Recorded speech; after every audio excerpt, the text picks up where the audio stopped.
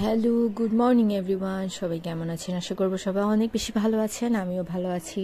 Welcome back to my another blog. আজকে আমি আপনাদের কাছে আবার আরেকটি ব্লগ নিয়ে চলে এসেছি।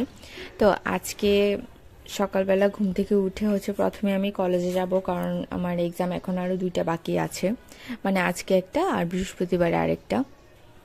তো সেই জন্যই সকালবেলা ঘুম থেকে উঠে গিয়েছি।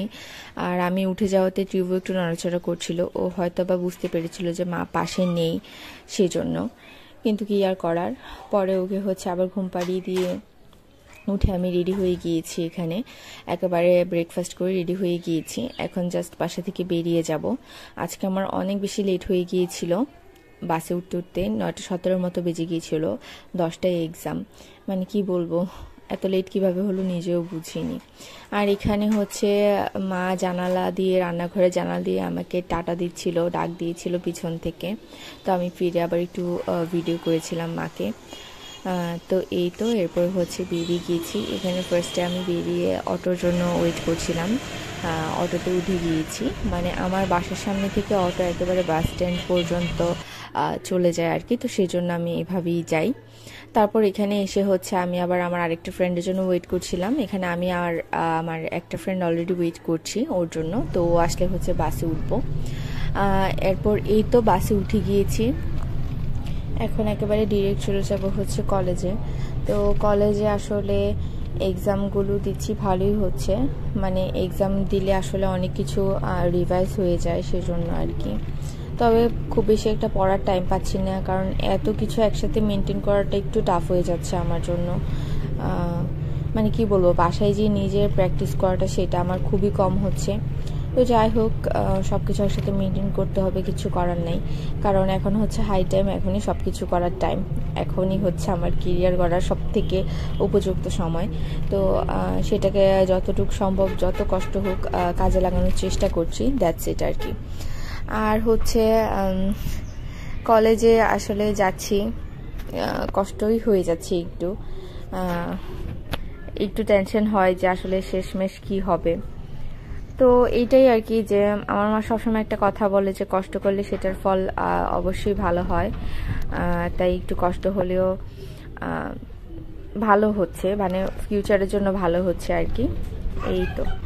তো আজকে আবার অনেক বেশি কাজ আছে আজকে সকালবেলা কলেজে আসা, এখান থেকে আবার বাসায় ব্যাক করতে করতে 1টার মতো বেজে যায়। তারপর আবার 2টা ক্লাস আছে, 4টা থেকে 1টা, 6টা থেকে 1টা। কিন্তু মনে হয় না আমি 2টা ক্লাসে জয়েন করতে পারবো। তবে ইচ্ছা আছে একটা ক্লাসে অ্যাটলিস্ট জয়েন করব। তো সেরকমই করেছি আর কি।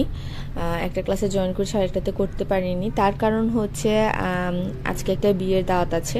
আমি কিছুদিন আগে আপনাদেরকে একটা এঙ্গেজমেন্টের ভিডিও আপনাদের সাথে শেয়ার করেছিলাম। সেটা বেসিক্যালি যার ছিল আর কি, তারই বিয়ে আজকে। তো সেখানে তো যেতেই হবে, সেজন্য সেরকমভাবে প্রিপারেশন নিয়েছি আর কি। মানে আগে থেকেই একটা প্ল্যান করে নিয়েছি। 6টার ক্লাসে আর জয়েন করা হয়নি, কারণ ওই ক্লাসে যদি জয়েন করতাম তাহলে আমাদের যেতে অনেক বেশি লেট হয়ে যেত বিয়েতে। কারণ আমাদেরকে বলা হয়েছিল যে বরযাত্রী হিসেবে আমাদেরকে যেতে হবে।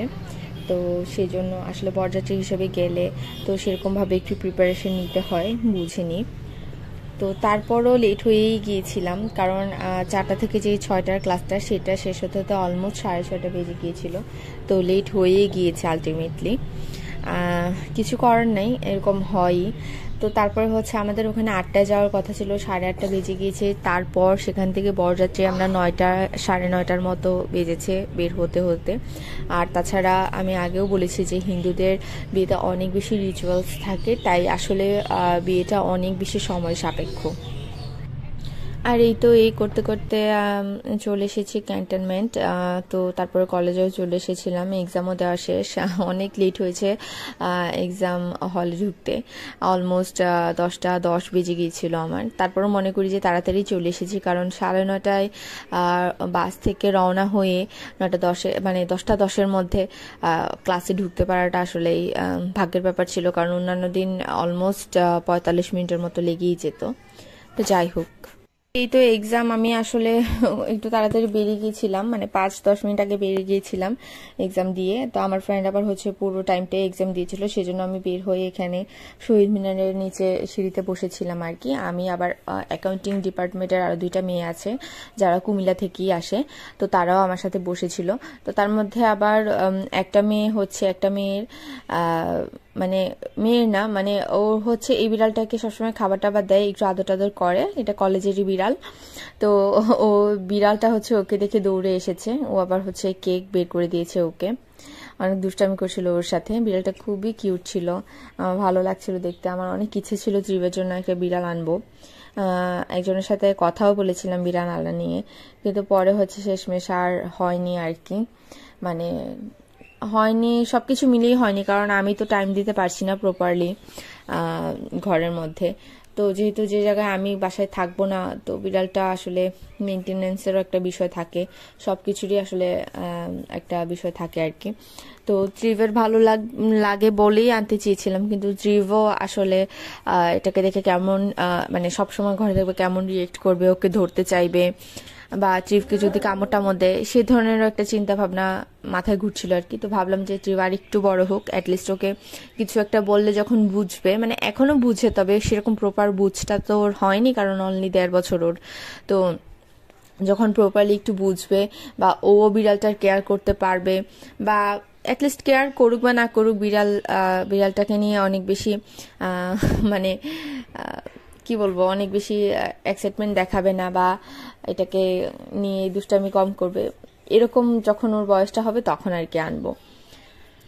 আর এই তো, তারপর বিড়ালটাকে আমি একটু বেশি করে ভিডিও করেছি, কারণ রিফকে দেখাবো বলে আসলে ভিডিও করেছি। ও খুবই খুশি হয়, বিড়াল বা কুকুর যেটাই দেখুক না কেন, মানে যেখানেই দেখে দেখে। আমাদের পাশের বাসায় হচ্ছে আবার কুকুর কয়েকটা বাচ্চা দিয়েছে, আমি আগের ব্লগে দেখিয়েছি আপনাদেরকে। তো সেই কুকুরের বাচ্চাগুলো দেখে সে জানলা থেকে অনেক মানে চিৎকার চেঁচামেচি করে। আবার হচ্ছে এখানে টিনের চালের উপরেও একটা বিড়াল থাকে, সেটাকে দেখেও হচ্ছে আয় আয় বলে। মানে ও অনেক বেশি পছন্দ করে কুকুর, বিড়াল, মাছ, এগুলো অনেক বেশি পছন্দ করে। তবে আনবো কখনো, মানে এখন আর আনা হবে না। বিড়ালটা খুবই সুন্দর ছিল, ওর জন্য বেসিক্যালি বেশি করে ভিডিও করে আনা আর কি।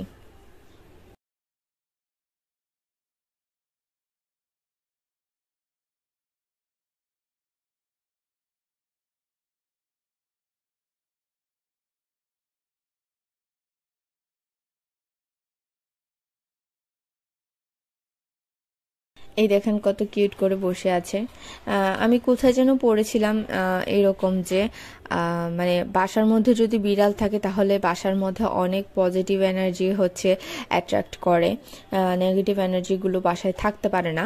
তো বাসার মধ্যে বিড়াল থাকা খুবই ভালো। আর হচ্ছে ইসলাম ধর্মে আছে যে বাসার মধ্যে বিড়াল থাকলে খুবই ভালো, তাদের এটা ধর্মেই আছে। আমিও পড়েছিলাম, মানে আমি এটা মানে ধর্ম বেসিসে বলছি না, মানে আমি কোথায় যেন পড়েছিলাম এরকম বাসায় বিড়াল থাকলে নেগেটিভ এনার্জি অ্যাট্রাক্ট করতে পারে না, পজিটিভ এনার্জি বাসায় অনেক বেশি থাকে আর কি। তো এই তো এই আর কি। আর হচ্ছে তারপর বাসায় চলে এসেছি এক্সাম দিয়ে, বাসায় এসে খাওয়া দাওয়া করছি। আমি বাসায় 1-1:30টার মতো বেজে গিয়েছিল ঢুকতে ঢুকতে। তারপর হচ্ছে আবার ত্রিফকে সবকিছু করিয়ে ক্লাসে জয়েন করতে হচ্ছে লেটও হয়ে গিয়েছিল আমার। তো সেখান থেকে ক্লাস করে আবার বাসায় চলে এসেছি, সেকেন্ড ক্লাসটাতে আর জয়েন করিনি, বলেছি আগেই। আর হচ্ছে এখানে ত্রিভ ওর ভাইয়ের সানগ্লাস নিয়ে নিজে নিজে আজকে পড়ছে আর কি। তো আবার মা বলে দিয়েছিল যে